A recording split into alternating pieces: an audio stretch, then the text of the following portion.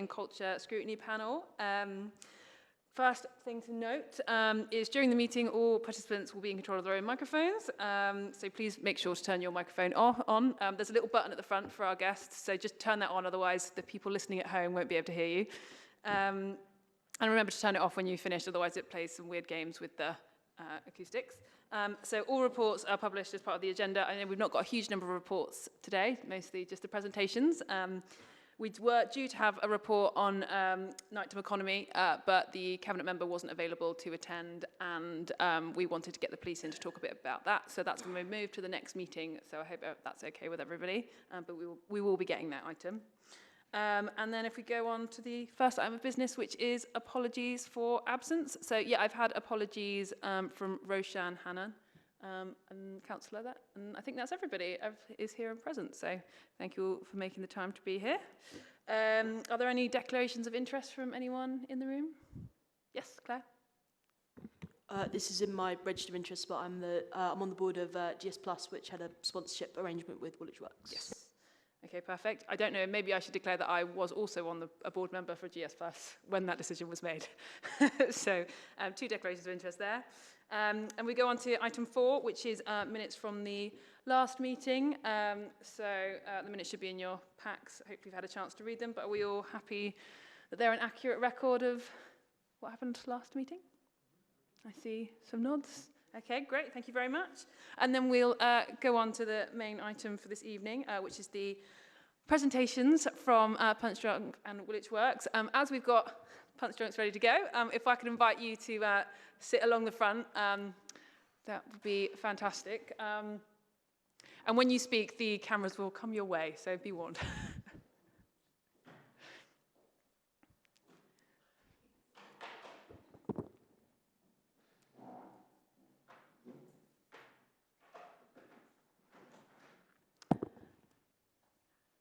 So thank you so much for taking the time to come and join us tonight and for providing us with your presentation ahead of time. You can use your little mouse in front of you to move on to the slides, and we'll hand over to you whenever you're ready to kick off. Brilliant. Thank you very much for having us. No worries. And to those of you that came on the tour, thank you so much. It was really lovely to show you around. I was going to do introductions, but you can see who we are. So I'm Lucy, Sasha, and Georgia. I'm back from mat leave on my 2nd day, so I'm sorry if my brain is slow. It's just getting back into gear.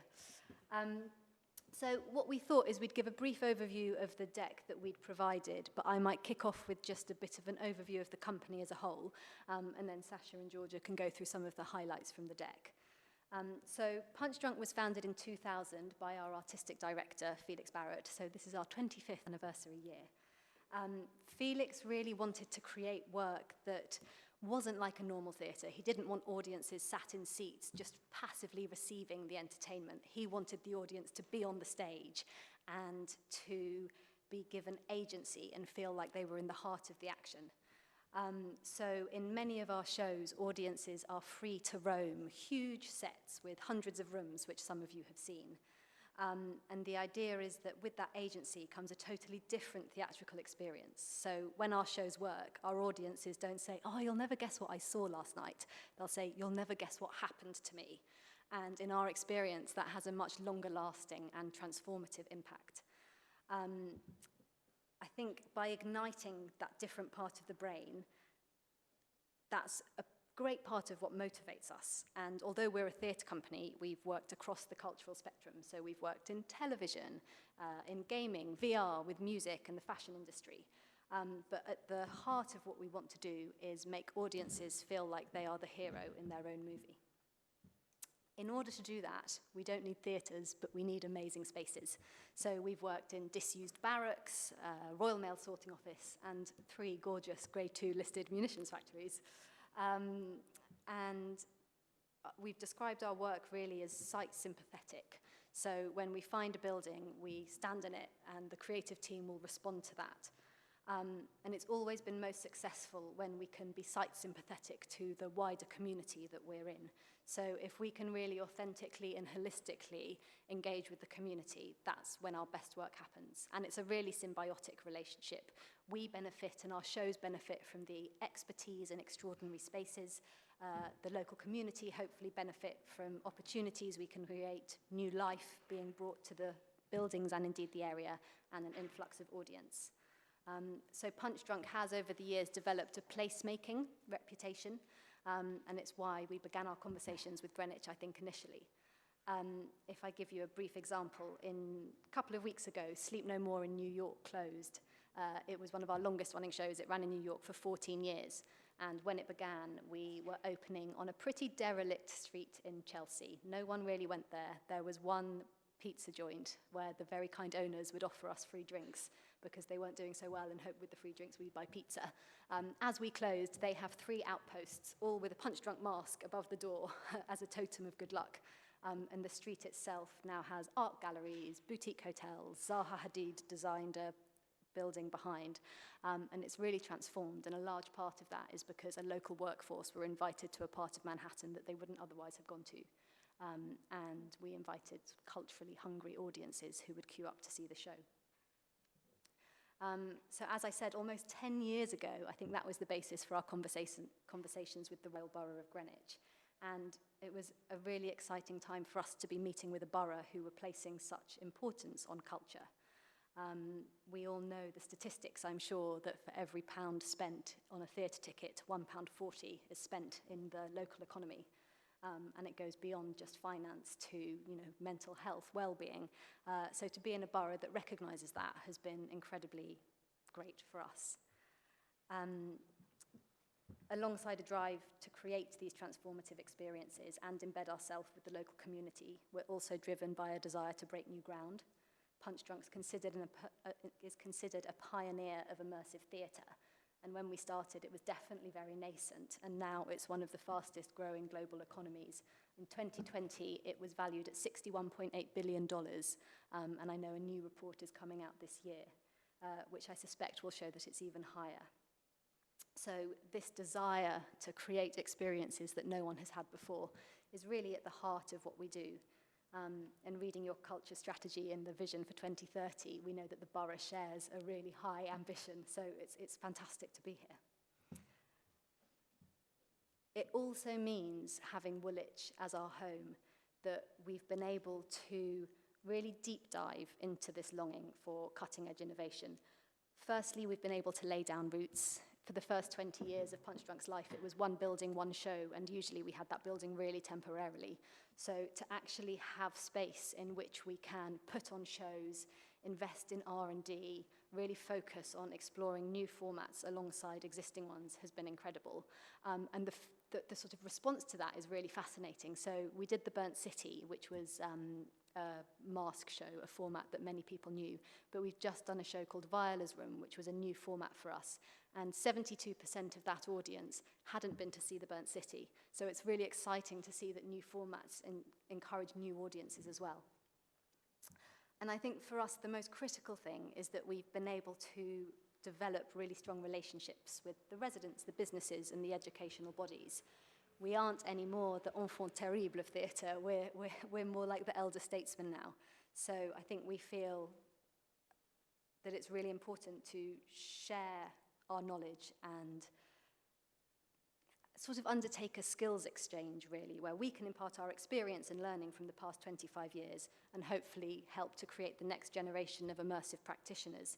But at the same time, that next generation can inspire us and help us to create extraordinary work that we wouldn't be able to do without them. We've been in Woolwich for just over 3 years now. We originally moved in March 2020, which wasn't a great month, and we were very swiftly out when lockdown came. And I suppose we can't really sit here and not acknowledge the impact of COVID, let alone Brexit and cost of living. We're all aware that the world in which we operate is very different from where it was in 2020. And like many other organisations, we've spent a lot of time firefighting and having to pivot from the curveballs that came our way. But I think ultimately genuine change and transformation takes time, and it requires dialogue, and it requires listening, and it requires ongoing learning. So I think with 3 years under our belt, we're feeling really proud of what we've achieved so far. Sash and Georgia will go into that in a bit more detail. But ultimately, I think we feel like really strong foundations have been laid, and we can help with a fair wind behind us to really deliver on the Council's ambitious vision for Culture 2030.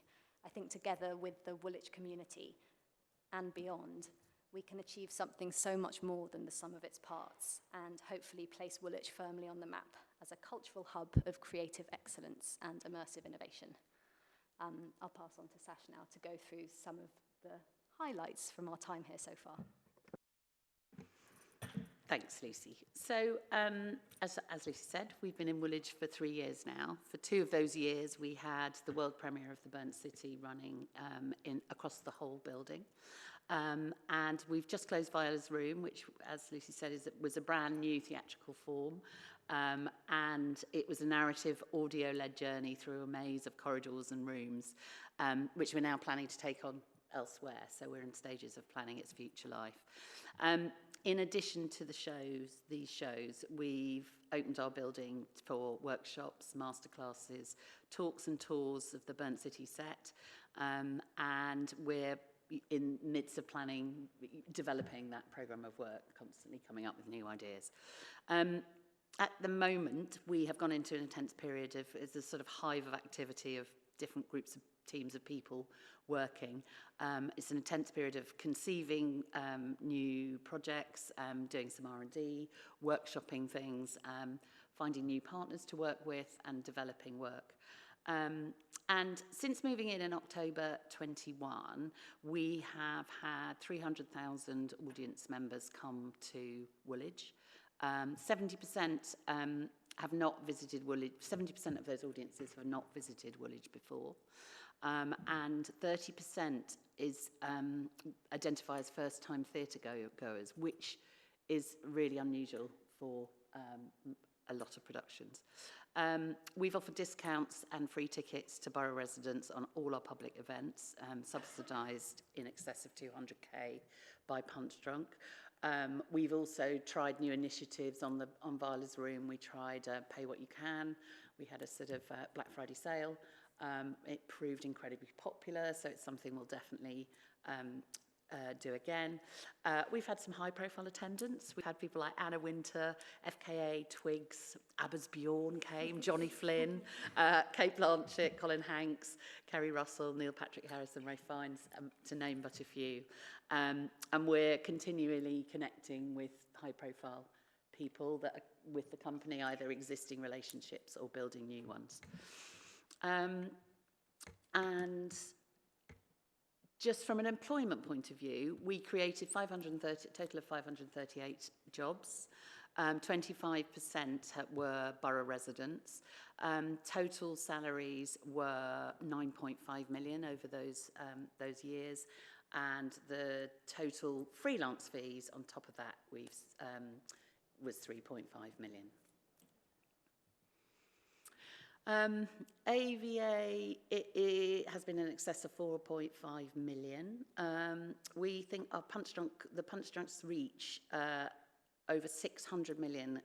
We've reached 600 million people globally through online print and out-of-home press and marketing.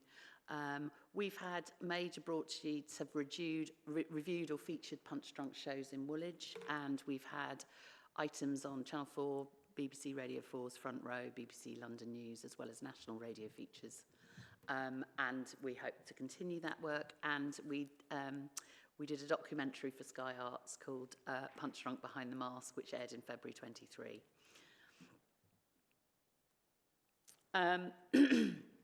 We've forged pretty strong relationships with universities and local arts organisations and businesses that Georgia can go into. And alongside awards, we hope that we've won some awards, and we have had anecdotal impact on local businesses such as Dial Arch, who extended their opening hours to tie in with Punch Drunk performance days. Over 20% of our audience are international, and local hotels were often fully booked with a large portion of our audience.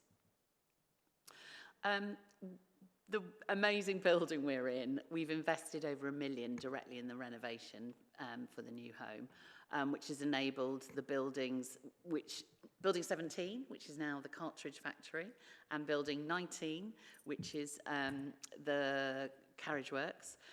It's now fit for purpose for for immersive work and open to the public, and Building 18, which is the laboratory, is fitted out as backstage offices, workshops and dressing rooms.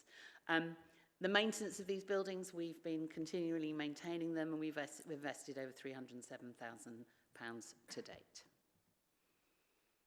And I'm going to hand over to Georgia. Brilliant. Excellent, thank you so much.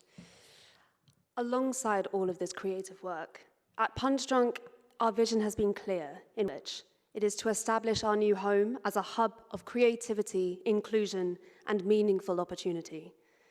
Our community and creative engagement program is at the heart of this mission, creating pathways for education and training, broadening accessibility, as well as nurturing strong community relationships here in Woolwich. Since our arrival in Woolwich, our placement program has been a cornerstone of our work. We have offered 160 work placements to date across 11 different departments, who have played an integral part both in the creation and the running of our Woolwich productions, The Burnt City and Viola's Room. These placements have gained hands-on experience in key areas such as design, wardrobe, lighting, sound, production, and producing, but to name but a few. Engaging local students has been our top priority, with 53% of placements allocated to young people living and studying in the borough. This commitment is further strengthened through our partnerships with our local universities, particularly the University of Greenwich and Ravensbourne University. Together, we have developed bespoke projects and a new interdepartmental approach, offering students a holistic understanding of how Punch Drunk's creative work is made. Many of our placements have also contributed to our community engagement initiatives, creating a sustainable cycle of local involvement and local impact. In addition to our placements, we have developed 3 paid internships for borough residents so far, 2 within our sound department and 1 in marketing, providing valuable opportunities to develop careers in the creative industries. We are proud that 13 alumni have secured their first paid roles in the creative sector as a direct result of their training at Punch Drunk, with 11 of these receiving a position here at Punch Drunk. This commitment has been recognised by the University of Greenwich, where we were awarded, as Sasha just briefly pointed out, Partner of the Year, and we were shortlisted recently for the Employer Impact Award. To further broaden all of the access to our work, we have introduced, alongside this, 6 work experience places for those under 18, 6 shadowing opportunities for those underrepresented in the creative industries, and 1 artistic residency. As we embed ourselves in Woolwich, we have built a strong network of partnerships and initiatives aimed at welcoming, connecting, and inspiring our local community. This program has included 6 performance workshops, 3 relaxed set tours, 2 charity fundraising art exhibitions, and we have also opened up our company warm-up classes during the Burnt City for local dancers. These events are always free at the point of access and have often been delivered in partnership with our local organisations. Thus far, we have welcomed 450 participants across this year-long programme, which sits alongside all of our creative work. Beyond these projects, our community engagement has expanded more broadly to include regular clothes drives for What's Up, our local charity, participation in the Big Sleep Out at Woolwich Works, judging the Summer Talent Show, and hosting a local Halloween hunt. The impact of our work is evident in our consistent surpassing of KPI targets. In the first 2 years of the lease, we surpassed our KPI target by 45%. In our current KPI year, we've already surpassed our target by 60%, reflecting our dedication to creating a lasting cultural and social impact in Woolwich. Through our community and creative engagement programme, we are not only opening the doors of immersive theatre for new audiences, but we are also empowering local talent and building a vibrant cultural legacy. In Woolwich, Punch Drunk has found a home and a community.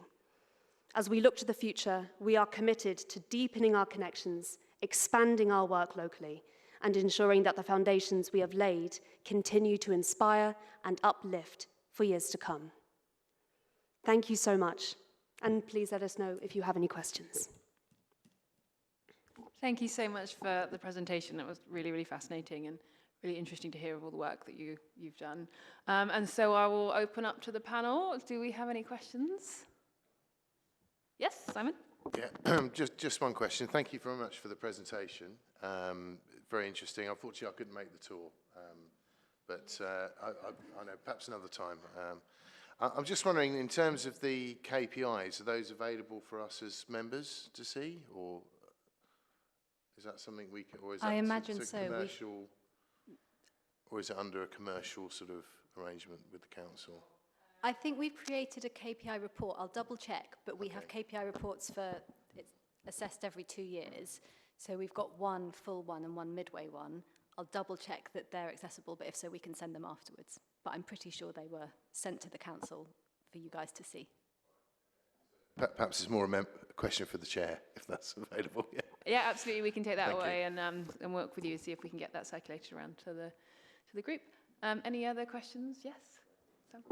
Yeah, thanks for the presentation, and also, sorry I couldn't come on the tour. I mean, I went to see Burnt City, it was excellent, and it's the sort of thing we want to see a lot more of. So, within reason, is there anything more that the Royal Borough of Greenwich could do to support you? What a nice question. It feels like we're amazingly aligned in what we want to achieve. I think we can continue to deepen the relationships. I feel like we've got a really nice reach, but it could be wider. And so I think thinking about how we can engage with communities beyond just our Woolwich home within the borough would be great. I think also probably we should have a good think and come back to you on that. I suppose ultimately we have a lease that is comes through to 2027. We'd love to stay longer, so it would be fantastic to have those conversations. I think the other thing we've been talking a lot about is how to reach more residents. And that's been our biggest problem, is how to get information out about our programs and how to get people in. And a bit of a strategy across the borough would be really useful with other organisations. It feels like we've been doing it a bit piecemeal, and Georgia's doing great work at making other connections and building networks, but anything the council can do to actually help us market the fact that there's free tickets and market some of the programmes we're doing would be amazing. So I think that feels like, joining organisations up to work together more. That sort of goes on to one of the questions that I had, which I think it's great that you offer the discounted and free tickets. I used one of the resident tickets to come to the Punch Drunk and really appreciated that, of course, like many other residents, but I probably do already see quite a lot of art stuff. So how do you work to make sure some of those free and discounted tickets are going to some of those people who are less likely to access the arts or maybe more in need? It's such a great question, and it's something that we've been really thinking very passionately about. For me, the answer lies in the way that we are having more joined-up conversations with our partners and thinking about how we can work together as a community.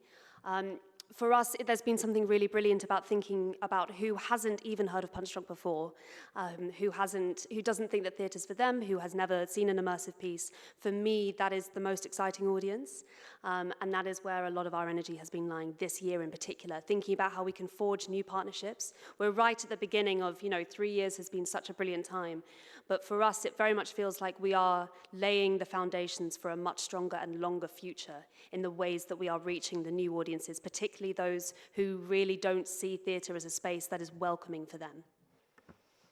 And I think that also touches on the statistic I gave for Viola's Room. We want to create work which appeals to audiences, not just the ones who've seen a Mask Show or Viola's Room. So I think by creating new formats, we can hopefully reach people who definitely don't think theatre is for them. And I just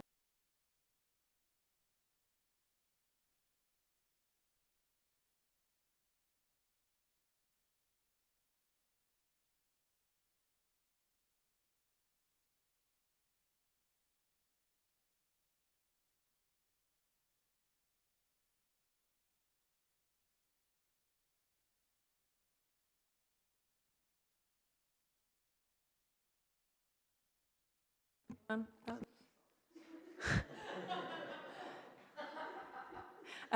I've got another question, if that's okay. You spoke in the presentation about how much you've had to invest in the restoration of the premises, and I know that's been a challenge for Woolwich Works and some of the other places along the front. Do you see many challenges in having to kind of continue to maintain those buildings moving forward? Or do you think a lot of that work has been done and actually it's in a good space at the moment? I think some of the work has been done. I think every year we discover something else. But I think a great deal of what we've been doing over the past years is learning and responding. So in the business models we're putting together, that's very much a factor. And so we're not going into it blind. We're going into it with open eyes. Great. And if there's no more questions from the panel, which it doesn't look like there are, we'll say thank you so much. And I definitely echo Sam's question about how we can sort of support you, because I think it's fantastic to have you in the borough, and it's an excellent show and things you do, and especially with the local initiatives. So delighted to have you and hope we can have you for many years to come. We hope so too.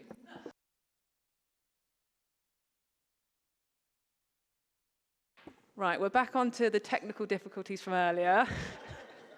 So we'll see how the presentation goes on now, but hopefully we've managed to figure it out.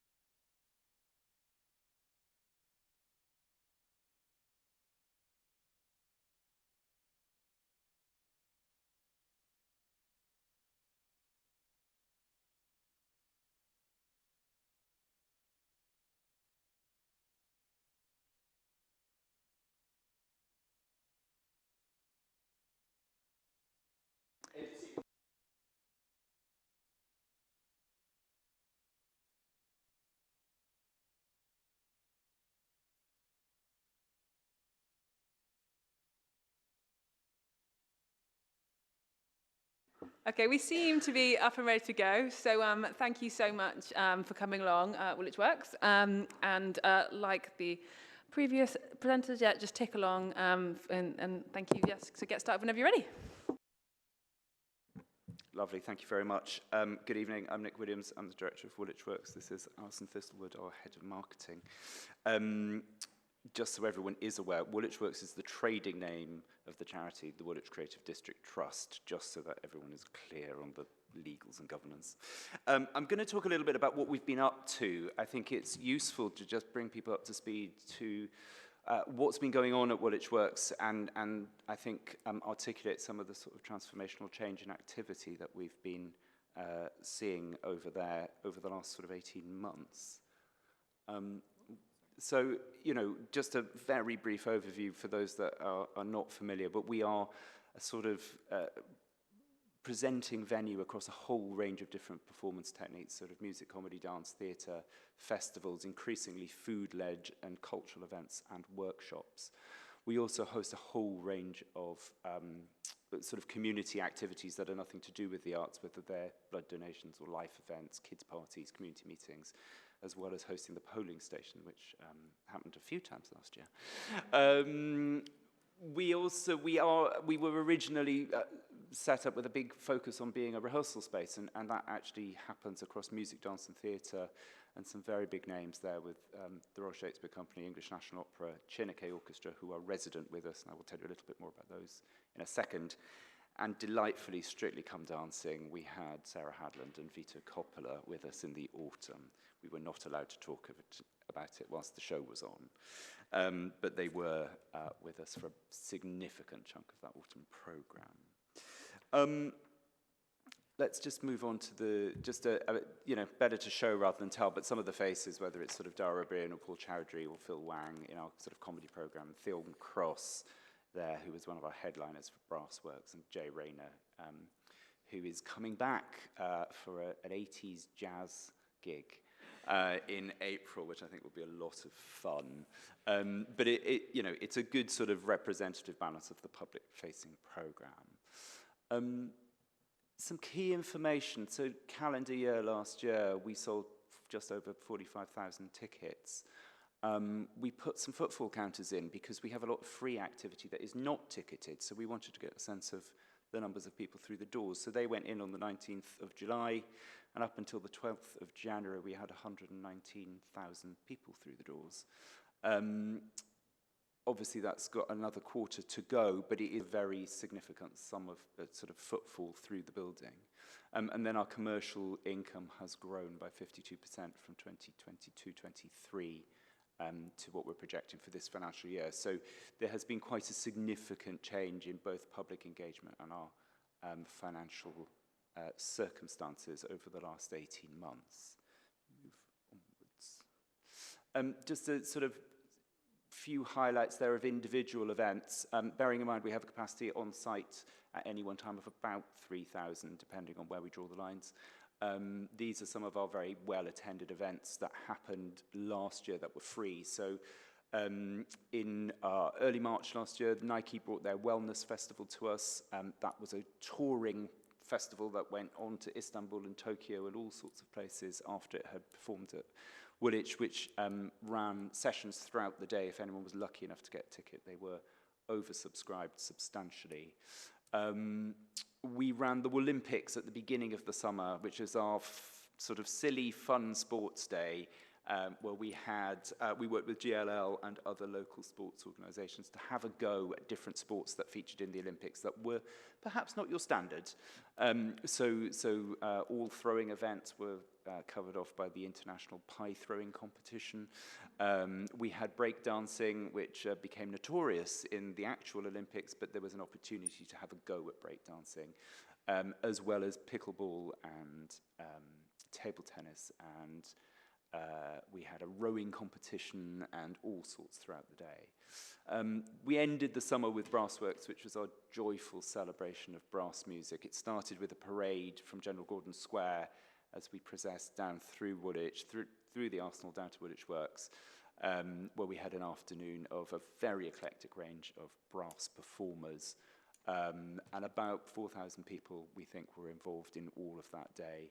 So we had about 3,000 on the footfall counters, and then the evening gig, which was ticketed, and then a fairly conservative estimate of those who enjoyed the parade as we went through town. And just to note that also we are exploring the sort of heritage of the site further, and on top of our weekly free tours that we do, starting up again in February, we ran a Heritage Open Day where we had the architect come and talk about adapting the building.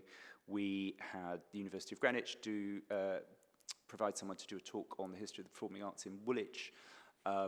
We hosted Coaline, who are making an opera that will play with us in the autumn about the departure from Woolwich of Arsenal Football Club, doing a little bit of a taster session, as well as the opportunity to see into all of the nooks and crannies of the building.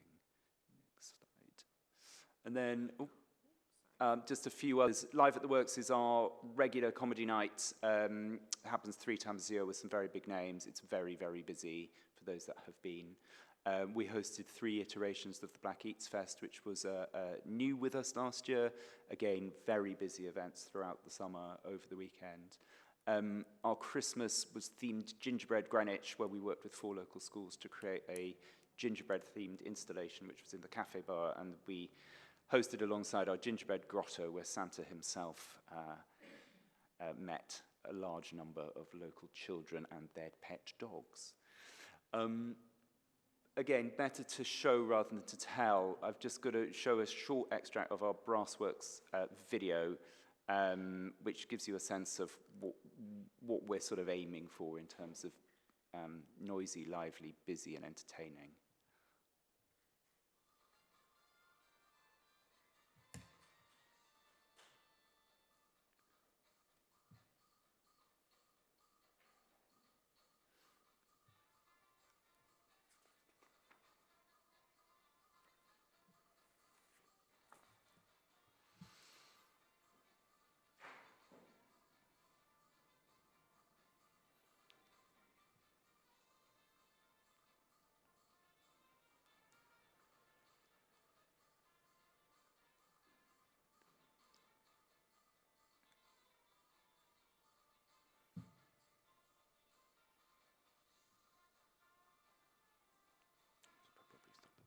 we just stop it there. Otherwise, you know, it just keeps going for another 2 minutes. But it gives you a sense of the nature of the parade, where we had Bollywood Brass Band, we had She's Got Brass, Chineke played, and then in the courtyard, all three of those groups alongside the Music Hub, who taught children how to play the Darth Vader theme from Star Wars on plastic trumpets. We had Nijo, we had Byron Wallen, who's well known to Woolwich Creative Club, and a whole host of excited and noisy musicians all day. We've put up there the resident artistic companies. The model for Woolwich Works was always designed about hosting others to present the majority of activity. And I thought it useful just to run through the Woolwich-focused activity. This is not at all of their activity, because some of these organisations do an awful lot of stuff. But just a useful sense of what's going on in the building that may not be visible that much, actually, because it's for very specific groups, or it is workshop-related activity. So Chineke Orchestra, global majority orchestra, the only one of its kind classically focused, although they do more than just classical music. Their main performance home is at the South Bank Centre, but they did two public big performances last year, one as a brass works and then a lovely Christmas concert, which was the second time they'd done that with us just before Christmas. They ran 16 composition workshops in Greenwich schools, and junior Chineke workshops took place at Woolwich Works with 3 young people gaining places on the residential courses. These are very competitive to get those places, so these young people are really talented musicians, and it's really good to see that there is a pathway for them with one of our resident companies. If you move on to the next one. Acosta, so the Acosta Dance Centre is in the Academy building on Artillery Square, just next door, but under our oversight. Again, this is the public-facing Greenwich-focused activity. They run a whole range of continuing professional development activity for professional dancers, as well as running, having a professional dance company, which has been in resident for big chunks of the year. But they, as you can see, run a range of workshops, dance classes, a very strong Afro-Cuban focus, because obviously Carlos Acosta is from Cuba and wants to bring that heritage in, and sees it as a really strong way of engaging people who might not otherwise see a future in dance. The program, the performance-focused program, was a first for them this autumn, and I think it was a successful program leading to actual performance as well. We have strong plans with Acosta to present public performance in Woolwich Works in the medium term, and I can't really say any more about it than that at the moment, but it's a really exciting potential to bring what is a world-class performance company to perform at Woolwich Works. Move on. So National Youth Jazz Orchestra. This is jazz musicianship for young people, teenagers and young adults, with regular workshops weekly at Woolwich Works. They also run a schools program and have open workshops that anyone can just turn up to for either very specific items or over sort of school holidays and that sort of thing. They've had their young under-18s perform with us and at the Greenwich Park Youth Festival, as you can see there. And the emerging practitioners performed at Brassworks with the headline Steam Down. So that's who you can see in the picture there, which was a really lovely moment for those younger musicians to have a proper main stage performance with some very high quality jazz musicians. Protein Dance. Protein, again, very long-term history of working in the borough. Presented 2 major performance pieces. En route was a promenade show, starting at the Garrison Church and ending up at Woolwich Works, that they presented in the summer. And then May Contain Food was a smaller indoors performance that they presented at Woolwich Works in April. They run their annual Refugee Week project with us in June and have a long-standing pupil referral unit relationship with New Haven School, where they made the most delightful dance movie, actually. and then ongoing dance theatre workshops, which are free for Greenwich residents. The print fair predates Woolwich Works, actually. So they had their 9th edition this year with 12,000 attendees. As you can see, 586 artists out of an international open call. And the winner of the Young London Print Prize this year was a Greenwich resident from Foxfield Private School. They do a lovely presentation for all of the winners on the Thursday afternoon of that event. And then the winner's work gets put up on the big screen in Piccadilly Circus and tends to end up on BBC London News. It is a truly brilliant event and one that is designed to sort of make contemporary art super accessible to anyone. Our recording studio, so this is probably something people know little about, really. It was one of the last things that really got going at Woolwich Works. And we've been working with a young producer who works under the name Climax to reach out to emerging musicians and use the recording studio to have high quality recorded music. Out of the 41 projects that have happened in the last year, 20 of those groups have Greenwich bases, which I think is a really good hit rate.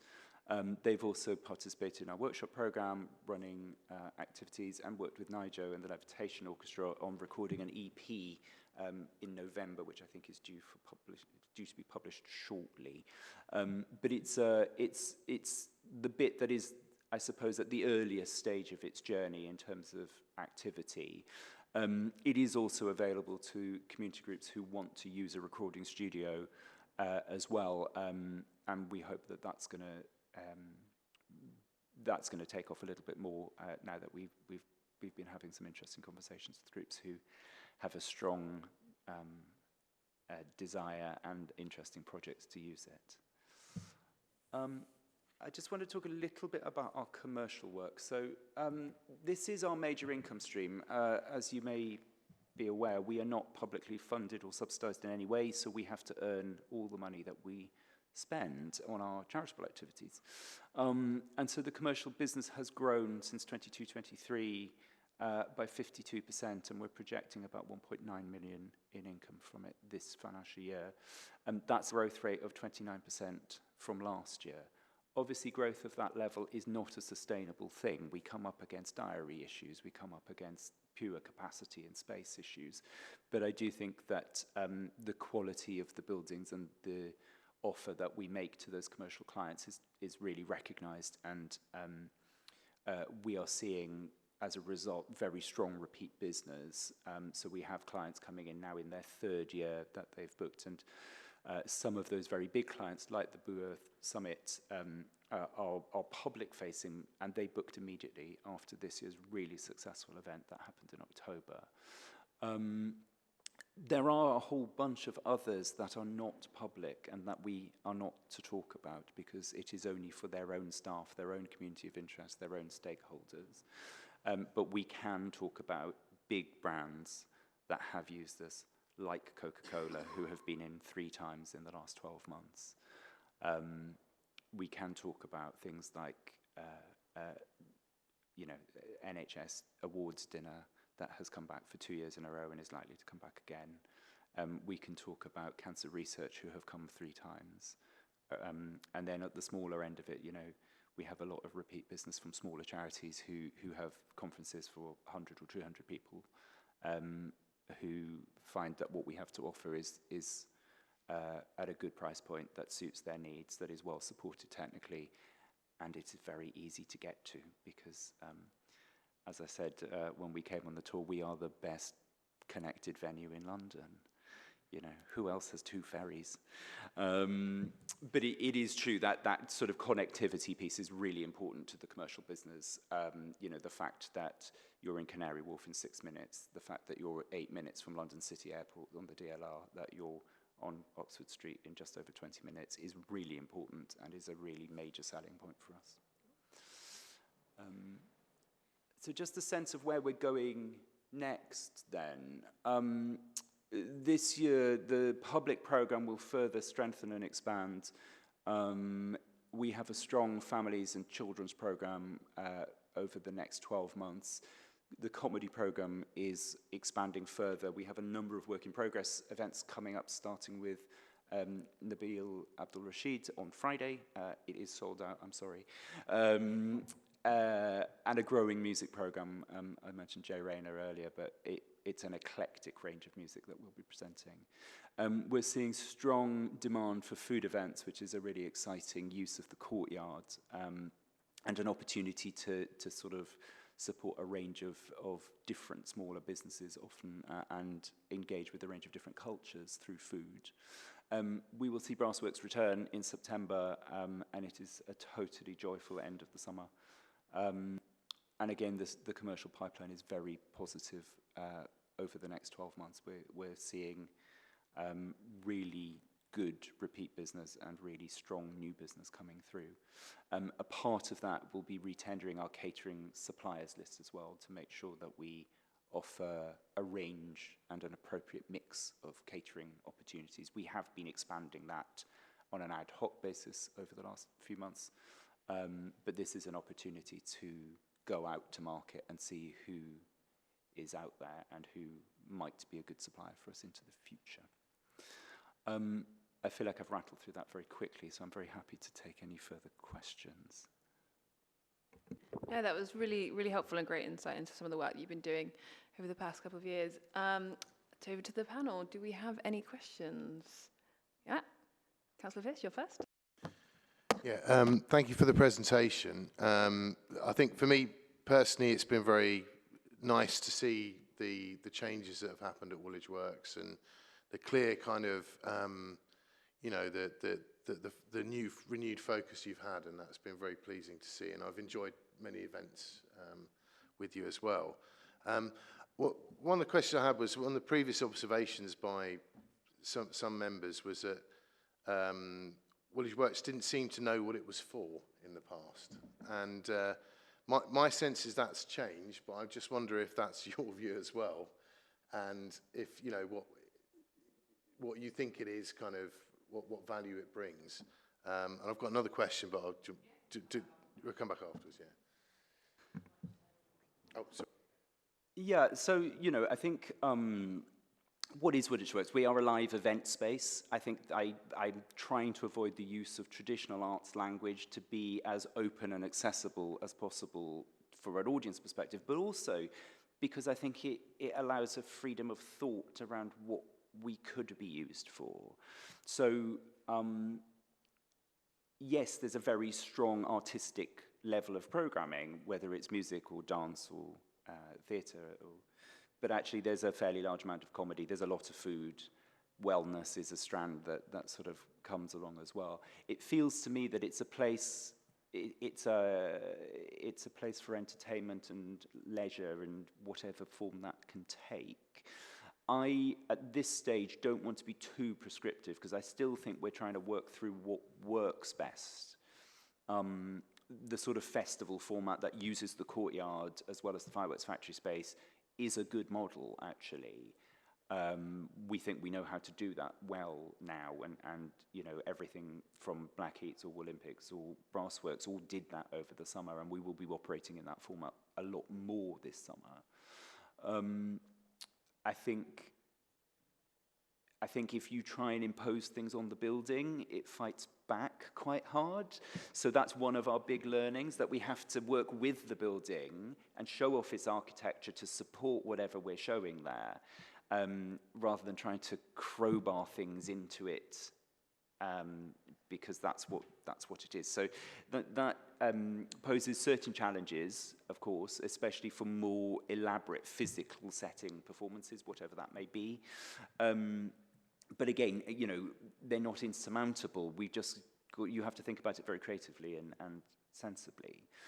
I think we are very much a convening space. I think that sort of community engagement through different types of activities is really important to us, whether it is people coming to the polling station or for blood donations, or because their kids having a birthday party there, or they're using our workers' club offer in the cafe as a sole trader to just come and not sit at their kitchen table whilst they're working. I think there's a range of sort of other community activity, whether it's resident associations or, you know, local charities or people who just need a space to get a bunch of people together for a conversation. And I think that's a huge sort of opportunity and facility for us. And, you know, we have an awful lot of space and we can accommodate that sort of thing quite easily. And it's not for us to prescribe what those communities are, actually. If someone wishes to convene a group with us, you know, we prefer it to be arts-led, and if it is public-facing, then I think it probably should be performance-led, because that's what our charitable objects say that we're there for. I think that we attempt to sort of allow people to have their own interests. So we've started our social club on a Wednesday night where people can come and knit or stitch or crochet or play chess or do puzzles or play cards. And, you know, that started last night and we had a really brilliant turnout for something for a damp January evening. But there's a sort of creativity at the heart of it, and it feels that that is a guiding force for us, really. We will, over time, re-articulate this, but I don't think we're quite there yet. It sounds like you're sort of embracing the chaos in a way of that. So, okay, that's great. I mean, yeah, good to go. Yeah. So the second question I had, and it kind of, I kind of meant to ask it to the colleagues at Punch Drunk as well, but I didn't get the chance to do it. But unfortunately, in terms of like, so you segue back. You mentioned about community, which is and the work you're doing in the community.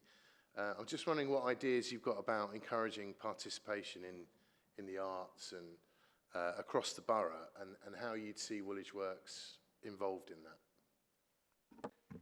So in terms of across the borough, I literally pulled some interesting stats. You know, obviously our major audience is local, but actually it ripples out quite far, not just within the borough, but across London and nationally, which was much more of a surprise. But we are reaching into different communities more than I think I had perhaps thought through ticketed income.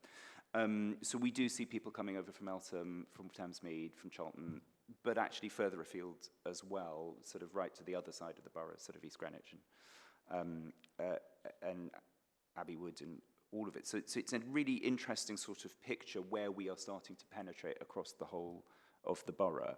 One of the key ways of reaching other people is to work in partnership. I think I don't, you know, I believe that the best results are when you collaborate with others. And so when we work with the Music Hub, they bring young people from across the borough to come and perform with us. You know, part of the work with the resident companies is that they are charged with going out across the borough, and that's, you know, part of their residency agreement with us, and they then bring people to us. We use a lot of sort of localized marketing techniques, and maybe, do you want to talk a little bit about that? Yeah. Is it on? We regularly put out a what's on flyer of what's happening. So that goes, we partner with, I guess we pay RGB to just distribute that to libraries across the borough, including the tourism center over on the peninsula. We also partner with Barclay, who's our landlord, and we send them listings. We have listings and advertising in regular local papers like the Greenwich Weekender, South Londoner. Those are just some of the things that we're doing. We also did a big door drop across with our Christmas flyer across Woolwich. I think it went to, 20,000 residences was the count. Yeah. I think one of the things I would say in reaching people is a long-term project. It is not a quick thing. You know, when we did Brassworks, the point of the parade was to offer the opportunity to talk to people before the main event, actually. So we had a whole team of volunteers who stewarded the parade and handed out flyers and chatted to folk all the way down. And the good thing about that, anecdotally, was the number of people who actually turned up to see the music afterwards that perhaps would not have come. So I think it is an ongoing necessity to continue to find ways, to continue to work with partners, to continue to develop the offer that people find most relevant for them. And the opportunity we have in such a breadth of offer is that there should be something for everyone in it. And then it's just how we get that message to the right audience and make sure that they hear that it's there for them. Just to expand on that, I would say that's a really important part of our programming as well, you know, that we have something to offer for everybody. So we've just announced our half-term program coming up in February, and we have everything from free to pay what you can to ticketed events, and that's to really try and reach as many people as we possibly can. All right, any other questions? Yeah, Charlie? Thank you, Chair. You mentioned the 52% commercial growth, which I think is a great achievement, and we can obviously see that the losses have decreased from the previous financial year to the financial year finishing last year. And there's obviously an increase on the income for the, or predicted income for the current financial year. What is your expectation in terms of the losses for that financial year? Will they be eradicated? And if not, when do you expect Woolwich Works to run at a profit? And I do have another question, but I'll ask that after. We are projecting a small surplus for this financial year. I'm not going to go into huge financial detail at this forum, but it is a small surplus that is currently projected in the accounts. And I think from there, I hope that we can build to a sort of long-term viable model, because obviously, you know, we have to build our financial resilience for the future, because whilst as a new organisation there's no safety cushion at all, and so we really have to sort of build that up so that we can weather future storms well. But we are on a good trajectory at the moment, and I hope that you know, we'll make that surplus as a start this year and then build. Do you mind if I quickly tag on to that? I just wanted to say, yeah, because it sort of adds on to what you were saying. I think it is reassuring to us that the focus that you have put on that kind of commercial, bringing the commercial companies in, and obviously the commercial viability of Woolwich Works is really important to the council and to us as councillors. So it's great to see the effort and the focus that you've put on that. But that was all I was going to say as a positive rather than a question. So go on, Charlie. Yeah, I think to be looking at a potential surplus this financial year when you look at the position 2 years ago is quite the turnaround. So I think it's only right to commend you on that. I guess one of my questions is, within the accounts filed at Companies House over Christmas, there's mention of a pledge of a significant donation and grant funding across the next 2 financial years. Is that significant donation the grant funding mentioned, or are they separate? How much of the turnaround is due to that funding and donation? And can you rule out for the panel that any of that funding has come from the Borough of Greenwich? None of it has come from the Borough of Greenwich. The money from Greenwich this year is through the Festivals Fund, which paid for Brassworks and the summer programme.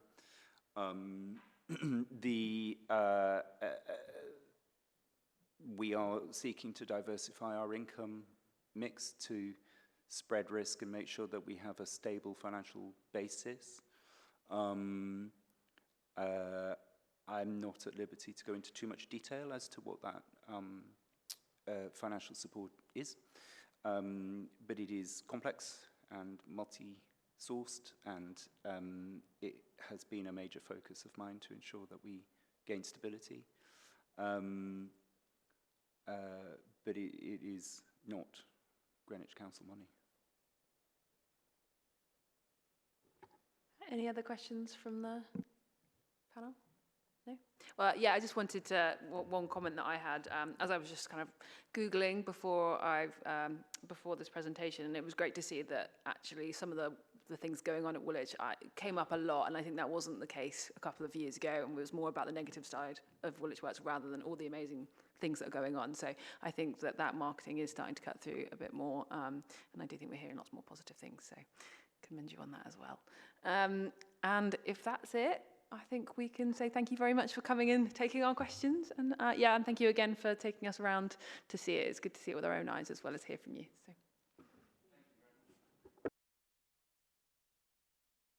So we'll shoot on to the next item, which is just commissioning of future reports. So as I said, the nighttime economy report is now coming to the next meeting, so it's going to be quite a busy meeting, so we'll try and keep that in mind, although I have heard potentially that the culture strategy may not be quite ready to come to the scrutiny panel because it's a very new strategy and they need a bit more time to bed in, so there's a chance that goes to the next one, which will give us a bit more breathing room, but if anyone has anything that they'd like to add to next agenda or anything on these agenda items. So the ones we've got currently are small and medium-sized arts and cultural organisations.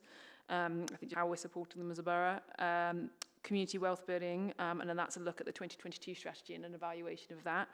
The nighttime economy item, which was due to come today, and the culture strategy, which is like to be moved. So if you have any suggestions or anything that we'd like to put in the scope of those reports, please do let me know as soon as possible so they can do the work to get prepared. If anyone would like to add anything now, that'd be fine. No? Well, I'll wait, hopefully, for your emails with more suggestions. All right, and so that's the end of the meeting. Thank you very much, everyone, and thank you for staying till the end, and have a lovely rest of your evenings.